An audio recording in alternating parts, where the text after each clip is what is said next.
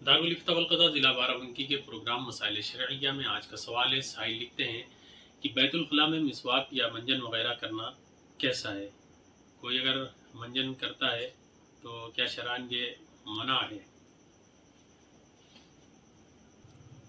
बिस्मिल्लाहिर्रहमानिर्रहीम। जवाब बिल्लाहि तौफ़ीक़।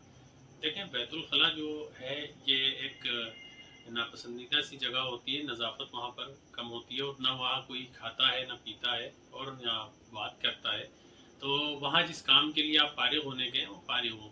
बैतुल ख़ला के अंदर मिसवाक है या मंजन है, इस तरह की चीज़ करना ये ख़िलाफ़े अदब है और तबीयत के अंदर इस चीज़ का तक़ाज़ा नहीं होता है कि ये काम मिसवाक या मंजन वहाँ पर किया जाए।